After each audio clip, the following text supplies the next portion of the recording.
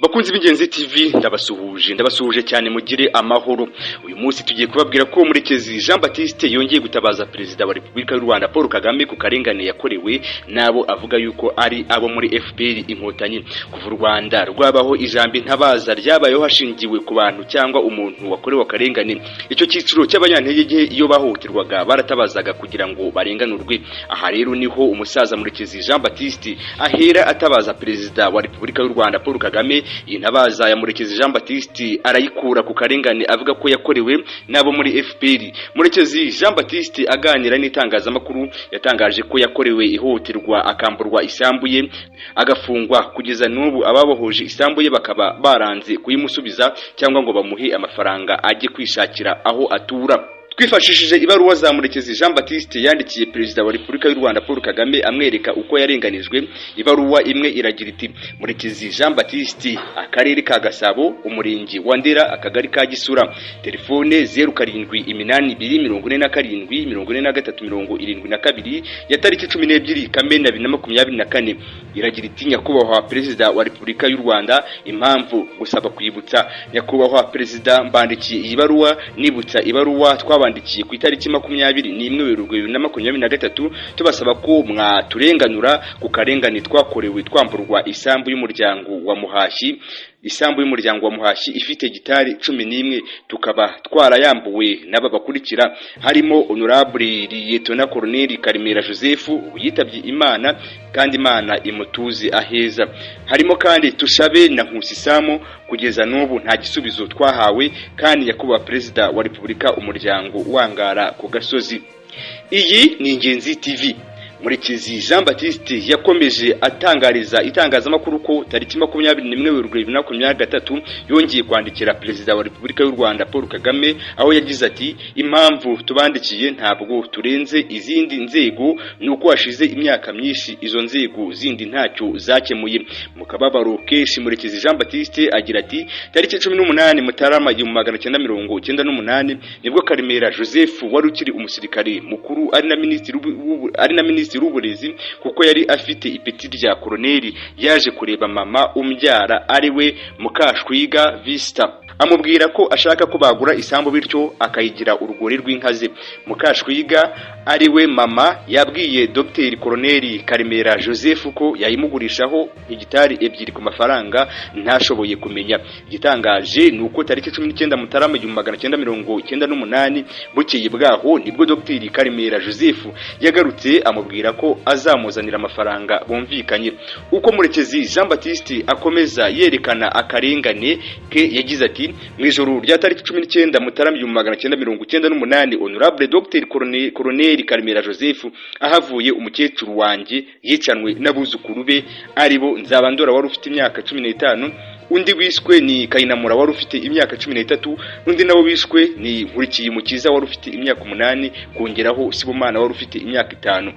Murekezi Jean Baptiste yatangarije itangazamakuru ko ubwo yashakaga gukurikirana urupfu rwa nyina Mukashwiga Vista n'abuzukuru be yahise afungwa ashinjwa kugira uruhare muri jenoside yakorewe abatutsi mu 1994. Murekezi Jean Baptiste akomeza yerekana akarengane agira ati: nafunzwe imyaka 7 n'ukwezi kumwe, nyuma nza kugirwa umwere. Murekezi yakomeje atakamba avuga ko mu gihe yari afunze bamwe biyita abanyabubasha ba FPR Inkotanyi begereye umugore we mu gihe yari afunze abagurisha ubutaka bari batunze bungana na hegitari 3 n'igice, n'ubu igihari ku mafaranga 500,000 y'u Rwanda. Murekezi agira ati: mwibaze namwe, nyuma ntibanyuzwe bakora andi manyanga batwara n'ahandi hari hasigaye hangana na hegitari 8 ku mafaranga y'u Rwanda angana na miliyoni 2,300 gusa. Ahibazwa na benshi Murekezi Jean Baptiste n'umugore we ku mutungo w'umuryango yawumuhaye ate. Uyu Murangwayire Dative yibazwaho ku isambu y'abantu 5 uko yayizunguye. Murangwayire n'umugore wa Murekezi Jean Baptiste, ariko nta rundi ruhare yari afite mu kuzungura kwa Muhashyi, cyane ko na Murekezi yari afunzwe atarapfuye. Iyi iracyari Ingenzi TV. Kuba umugore wa Murekezi Jean Baptiste ariwe Murangwayire Dative yaragurishije isambu y'umuryango wa Muhashyi nta burenganzira abifitiye, kuba inzego z'ubuyobozi zitandukanye zitarigeze zimenya ko iyo sambu yagurishije yagurishijwe byerekana ubudahangarwa bwari mu biganza by'abayitunze ubu se koko ibi birakwiye ko Murekezi Jean Baptiste mwene Muhashyi na Mukashwiga yamburwa isambu akangazwa mu Rwanda? Ninde bireba? Uwo bitareba ninde? Ubutabera buboneye ntibwo inkingi ya byose. Mukashwiga n'abuzukuru be bashyinguwe mu isambu itunzwe na Tushabirishadi, ukibaza ukuntu abana n'imva zabo batagira n'isano. Murekezi Jean Baptiste we ubu ari kumwe n'abashiki be bafashijwe n'ijambo Perezida wa Repubulika y'u Rwanda Paul Kagame yavuze ko hariho abimwa ubutabera, bituma bongera kwandika bibutsa uko barenganijwe ngo barenganurwe. Iyi ni Ingenzi TV, ndabibutsa gukora subscribe, like, share ndetse na comment kugira ngo mujye mubasha kubonera amakuru Ingenzi TV ibagezaho Murekezi Yohani Baptiste mwene Muhashyi na Mukashwiga yavukiye hano mu Karere Gasozi. Tugusanze hano iwawe, hari amakuru agenda avuga ko wahohotewe. Byatangiye ryari? Byatangijwe nande? Abaguhohoteye ni bande? Bijya gutangira byaturutse ku 1994 intambara irangiye, narahunze mfungutse sanga hari n'abakozi bo banafite umugore wanjye.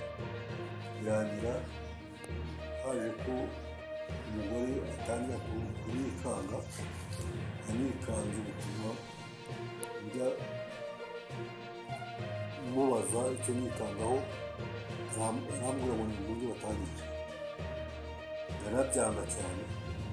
Icyakurikiyeho nuko bishe umuryango wanjye, umukecuru wanjye n'abuzukuru be bari Mukashwiga Rwasita n'abuzukuru be aribo Kayinamura, Nzabandora, Sibomana na Nkurikimukiza. Abo bana bishwe mu ijoro rimwe bicarwa na nyirakuru, ariko ari bashakaga ngo banyice barambura. Abo bishwe baje gushyingurwa cyangwa imibiri yabo waba warayibonye urayishyingura? Twashyinguye abana babiri na nyirakuru, abandi babiri bo twabona, ariko nyuma naje kumenyeshwa ko ahandi muri iriya sambu mu myobo yari harimo bari. Akarengane kawe uyu munsi ni uruhe rwego rwaba rwarakagezeho wagejejeho ngo bakurenganure? Natangiriye mu nzego z'ibanze, bampa ibyangombwa bigaragaza ko iyo sambu ijya gufatwa batanabizi nabo ubwabo. Bamaze kubimpa ngerageza kubishyikiriza inzego zazikuye executive w'umurenge, ntacyo yabikozeho. Niyambaza urwego rw'umuvunyi, ntacyo bwamaze. Birangira twinjiye no mu rukiko. Tugeze mu rukiko mbona ntawe ndimo kubigira, kuko bahise bambwira ngo ndatsindwa kuko ndamukanyije na sabu munsi. Bituma rero igihe nakaboneye dosiye ngo jurire barayinyima, ahubwo barayihamana, barayirigisa. Urwo rupapuro ufite rurasobanura iki? Urupapuro narwanditse nkiri muri gereza, ndumva ari muri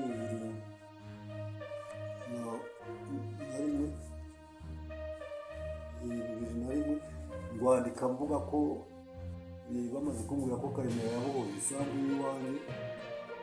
Byandika nandikira wari umuyobozi w'intara ya Kigali ngari, mvuga ko agomba kundenganira isambu yanjye yasuzumwe n'uko umuryango wanjye.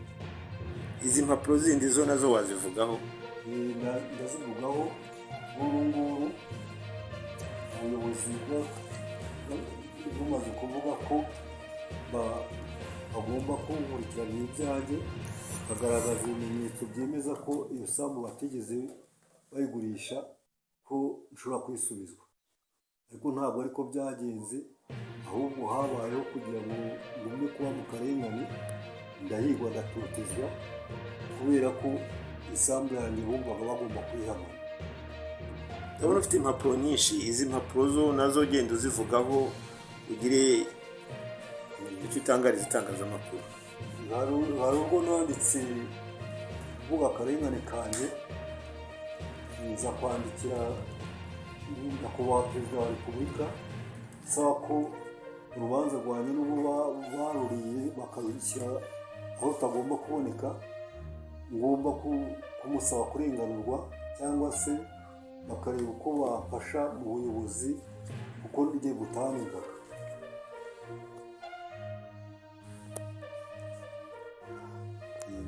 Nitwa Murekezi Yohani Batista, nyine Muhashyi na Mukashabiga, navukiye hano mu Karere Gasogi.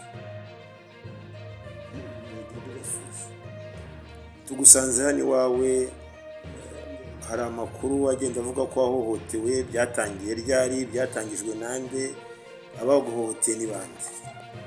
Bijya gutangira byaturutse ku 94 intambara irangiye, yarahunze hungutse usanga Remera n'abakozi be bo bari bafite umugore w'iwanjye, birangira haje ko umugore atangira kunyikanga, anyikanze bituma njya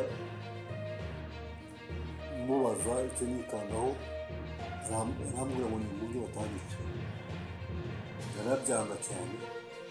Icyakurikiyeho ni uko bishe umuryango wanjye, umukecuru wanjye n'abuzukuru be, Mukashabiga Basita n'abuzukuru be aribo Kayinamura, Nzabandora, Sibomana na Nkurikiyumukiza.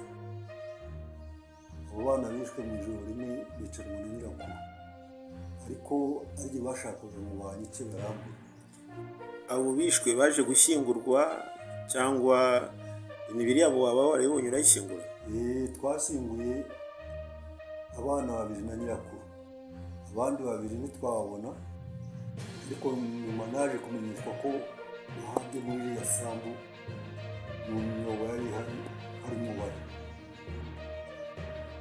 Akarengane kawe uyu munsi ni uruhe rwego rwaba rwarakagezeho wagejejeho ngo bakurenganure? Yatangiriye mu nzego z'ibanze, ahantu ibyangombwa bigaragaza ko iyo sambu ijya gufatwa batanabizi nabo ubwabo. Bamaze kubimpa ngerageza kubishyikiriza inzego zibikuriye, executive w'umurenge, ntacyo yabikozeho, niyambaza urwego rw'umuvunyi, ntacyo rwamariye, birangira yinjiye no mu rukiko. Ngeze mu rukiko mbona ntawe ndimo kubigira kuko bahise bambwira ngo ndatsindwa kuko ndamukanye na sabu munsi, bituma rero igihe nakaboneye dosiye ngo jurire barayirima, ahubwo barayihamana barayirigisa. Urwo rupapuro ufite rurasobanura iki? Urupapuro narwanditse nkiri muri gereza, ndumva ari muri